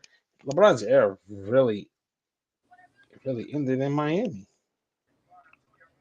And then he snuck a championship in Cleveland, and he snuck a championship in LA. Like, I agree with that. I agree with that. Like, can we keep it 100? Can we keep it 100? His team stuck one in Miami too. If we being real, his teams in Cleveland were just him, Kyrie, and Kevin Love. They were just extremely much better than everybody else in the East during that time. That's his second stint in Cleveland. And let's be real, his entire stint. Let's just be real. From the time he left Cleveland until the time he went to LA, the East was whack. It was terrible. It might have had a pop-up team here or there that could challenge him, but there was really no threat to him in the East during that time. So going to all of those finals was what he was supposed to do. That was what he was supposed to do. I think anything other than that would have been a failure for him. And I think people would have looked at it as a failure. But you can't say it's your era when you win in one championship every 4 or 5 years, no matter how dominant you are. You know what I mean? Here we talk about eras, and we never say anything about a Spurs era. You never say anything about a Tim Duncan era. You want to Man, know listen, why? Because they weren't dominant winning championships. Even though they got five in a time span, they weren't dominant. They it was over a course never of won back to backs. Only went to back to back finals once. No, twice. Yes, I don't know. No, they only did it once. once. Yeah, they only went to back to back finals once. Hold on. Right? No, twice. No, they went Uh, 05 and then 06, right? dang. No, I they think only now, went to back to no, back because finals Dirk and them, once. Yeah, they only went they to back to back finals when they once. beat Miami, When that's they the only time. 13 and 14. Yeah, that was it. That was the only time they went to back finals, right? Dang. Sheesh. I thought it was the Detroit, but I think it was Detroit that went back to back. Detroit went back to back. Detroit But it went wasn't. 04 and then 05. Yeah, so exactly. That we never talk about a Tim Duncan era or a Spurs era because there wasn't a dominance of winning championships. And they got more championships than he has. But yet we still say it's his era. I don't think he was the best player in the league for a long time, but I don't think he ever had a true era. He ran the Eastern Conference, And but that's not running the NBA. and listen, I don't think Tim Duncan was ever labeled, and maybe I could be wrong, but I don't think I've ever would say Tim Duncan was the best player in the league. He wasn't ever not when you start dominating. Well, you came into the league as Shaq started to dominate the league. Mm-hmm. You got a championship before he did, but Shaq ran the early 2000s. And let's be real, he just passed that torch off to Kobe as the best player, who then passed that torch off to LeBron LeBron. as the best player. So no, I don't think Tim never got really his just due until the end of his career when they started talking about he was probably the greatest power forward ever. Mm-hmm. And So this was his longevity. yeah, He won over the course of his career, which is what makes him the GOAT. But I don't think you can have an era when you're not considered the best player at some point. yeah. I don't think you can't even be in a conversation of having an era if you wasn't the best player.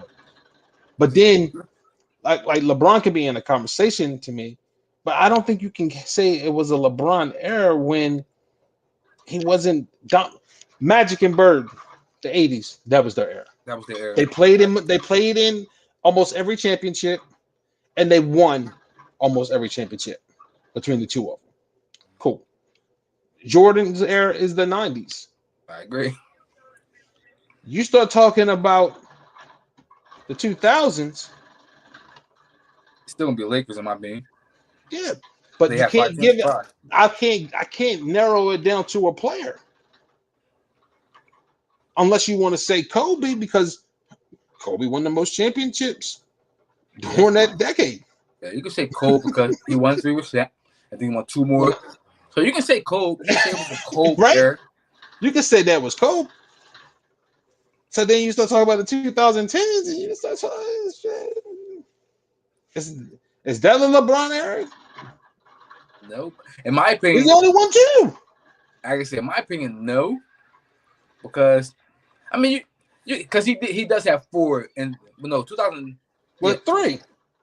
Because the last one is in the 2020s, right? Yeah. So he won 3. He won 3 in that time, right? Uh-huh. In the 2010s, he won 3. And Steph won 3 in that era. So is it really LeBron's era? Other than he was clearly the best player in the league during that time. No question about that. No question about that. Except for 2 years, people thought Steph was the best player in the league for 2 years. Then LeBron came and said, pump your brakes. So no denying it. I just feel like him being the best player in the league, and again, some of that is debatable,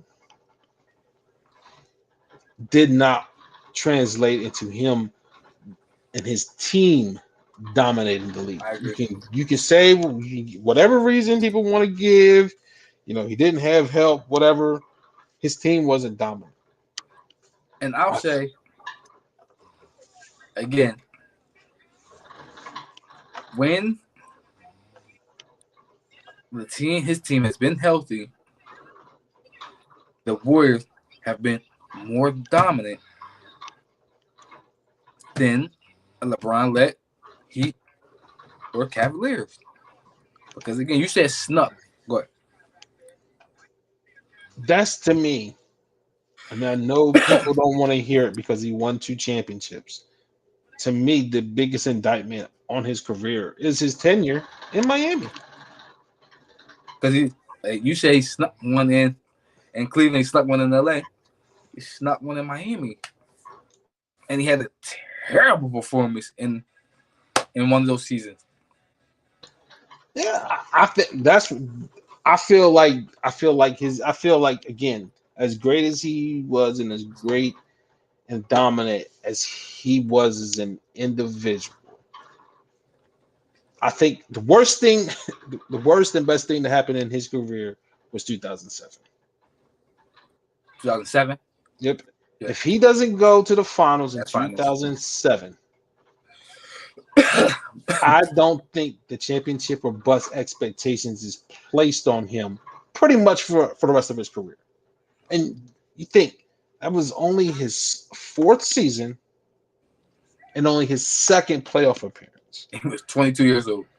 And from the rest for the rest of his career, championship or bust expectations was placed on him, which is why I feel like the next time he went to the finals, which was 2011, Yeah, he didn't handle it well because the pressures from 2008, 9, and 10 finally was like, all right, you're back here again. What you gonna do this time? And I just think it was too much for him, and he didn't handle it well. But he bounced back, and he's never, never had a bad playoff series like that again.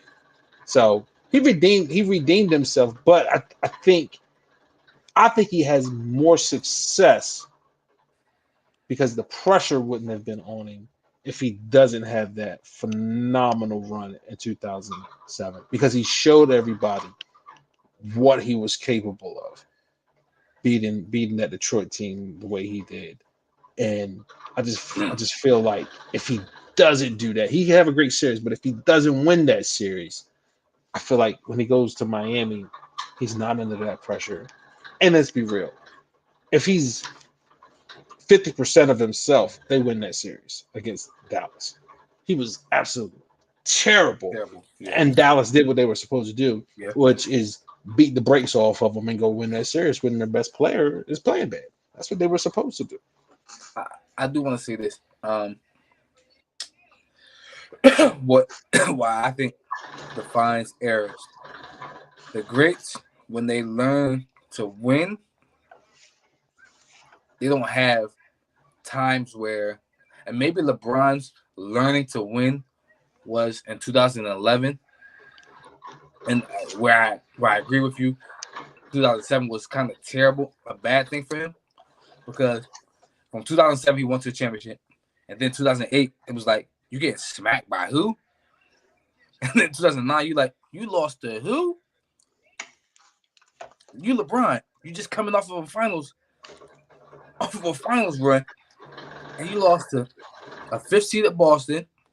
And Kendrick Perkins just talked about that. He was like, man, he was terrified of LeBron. He said he thought they should have won that series, or he thought they was gonna win that series. But it was like you lost to that old 5th seed at Boston, and then you lost to you didn't just lose to Dwight Howard. You won one game against Dwight Howard?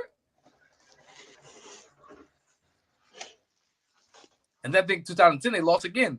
Right? 2010 they lost To Boston again. to Boston again. Mm-hmm. So I do think I agree with you. 2007 was terrible for him because the expectation was you got all that on your resume now. When Jordan learned, okay, I am that guy, he didn't have those walls, those lows. Steph, he learned I can win. He didn't have those times of losing, except when they wasn't healthy. So I agree with him. Yeah, I just don't think. I just think 2007 was the best worst thing for him. Yeah, It showed us. It showed us that guy. I thought was on the verge of being a goat. I felt as though he showed it that, and I was like, yo, he's different. yeah, He's absolutely different when he went and did that on the road. On the road against arguably one of the best defensive units in NBA history. Now, granted, they didn't have Ben Wallace, but they still had the other like the guys, squad. especially the perimeter guys. They still had the Tayshaun, Prince and Yep. company guys. So I feel like he showed us what he was capable of, and people just continuously expected that from him, and not taking into consideration how young he was, how inexperienced he was, and quite frankly, still really the guys that was around him. Like, but that didn't change anything, and I just felt like I felt like going to Miami, he was expecting to do more. Mm-hmm. And when I still say, I don't know if he leaves if they win into, and if they win three in a row. How can listen? If he win 2000, if we win. Wait, if the Heat won in 11, if they won 12, say they lose 13, which I think they should have, and then they win in 14. How can you leave that? Yeah, I mean, I think it would have been really hard. I think it would. I don't think he leaves because I felt as though he would have had a success, but I don't think. I think them losing the way they did to the Spurs in 2014 after beating them the way that they did in 2013, with couple that with Wade's health failing, and I just don't think that he was going to have the organizational control yeah, in Miami that he was going to have anywhere in Cleveland and that he had in the league. in LA. Yeah, Pat Riley was like, "Nah, dude, we got this. yeah.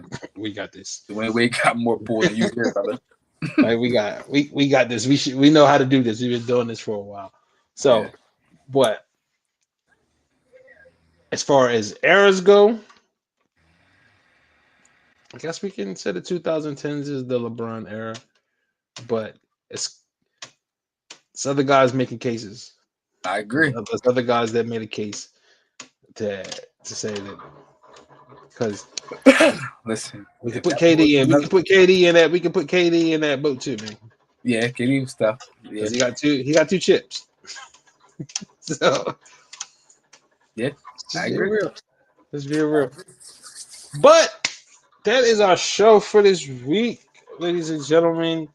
Um, hit the like button, subscribe to us on YouTube, share. Got any plugs, bro? No, but we do final thought. So I do want to do our final thought. I do want to talk about um uh just the abortion. Yeah, I mean, I I do want to say um it's stupid. It's dumb.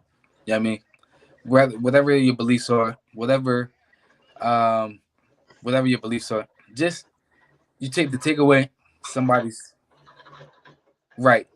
Yeah, I mean, free will is ain't right, and for them to be able to overturn it, it makes me question what else they're thinking about or they can overturn. So that's my final thought. People of color, get ready, Beware, beware. get Yeah, ready. I seen some sarcastic posts about overturn Brown versus the Board of Education, that type of stuff. You know what I mean. Um, my final thought is in that was in that same element, and it's just simple for me. And for those who are supportive of overturning this, I hope that you are also supportive of adopting, becoming foster parents, feeding the homeless, um, great public schooling. Like all of these things are pro life, right? Those are the pro life things. So make sure that you are out there becoming foster parents. You're adopting these kids because people have to have them now. They didn't want them, they have to have them now. So that means they have to have people that are willing to take care of them. And so we need you guys to step up. This is what you wanted. This is what you wanted. So make sure you're taking care of these babies that you said have a right to be here, and they have every right to be here, Right. and they have every right to be taken care of. So make sure that you're taking care of them. So that's really my only stance on it is if you're pro life, be pro life, not just pro life of the pregnancy. after Somebody to have after the baby. pregnancy, you're on your own. But Right. you For better somebody have to have her. a kid doesn't mean it doesn't force them to grow up. It doesn't. And again, I'm being. I listen. We speak on thing. I'm real. I don't believe in abortions. However, it's free will. It's free will. And I'd be remiss to say I had a couple of them. You know what I mean? Just being real. I don't believe in them or I don't support them, but I understand them. I understand them. I wouldn't do them with me and my wife, but I understand people who do have them because you can't force somebody to be a parent if they're not ready. You're gonna like Biff said, like I'm sitting here thinking like when we're talking about foster care and stuff like that. I'm thinking about what about some of the people who the song that come in my mind is Tupac, Brenda Mhm. throwing babies in the trash cans, just trying to get rid of them. Babies just dying. You leaving babies on the side of the road. You probably just throwing them in the water. I mean, because you don't want to have the baby. You're forced to go through this whole process, but you really don't want to have the baby. I was talking to my wife about people going to be getting abused. Women are going to be getting abused because now they're pregnant with somebody, a man who don't want to have the baby, but you're forced to actually have the baby. He ain't going to pay child support, so he beating up women so they can have miscarriages. You're creating, you're creating a monster. Yep. And because my thing is, it doesn't affect me. So why do I care? Why do I care what somebody else does with their body? It doesn't affect me in any way, shape, or form. But other people like to have the control of what other people are doing, so they make decisions like this. So I agree. no, um, but I think what's going to be interesting is the first scandal or news break where an elected official who voted to overturn it is having an Having an abortion. abortion. Like it's go. I'm like I can't. You know what's coming. You You know know it's what's gonna coming. come. You know You what's know coming. it's coming. You know what's coming. And I'm just. It's just gonna be like so hypocritical, dude. Listen, but listen, I believe, bro, we're gonna start to see, like you said, board of education. That's gonna get overturned. It's gonna be so many other things. Like I heard somebody talk about what they're talking about now, like separate but equal. So let's be separate from cover for each other, but we're still equals. Anywho, that to me is always hilarious because even when we were separate, we weren't equal, and now that we integrated, we still aren't equal. So we're just gonna go back to being separated. Nah, keep the equal part. Right. Keep that. Don't lie to me. Don't lie to me. You telling me the truth about the separate because you definitely don't want to be. You definitely don't want to be around us. But the equal part, you don't lie to me. Don't even. You don't Hey. have to throw on the extras. Don't throw on the extras. So Yeah, yeah, it's gonna get crazy, it's bro. it's gonna get crazier before it gets better. That's for sure. Yeah. That is for sure. So, Listen, that's but another show for another day. absolutely. But that's it. So until next time, people, speak on. I'll let you. Peace. Peace.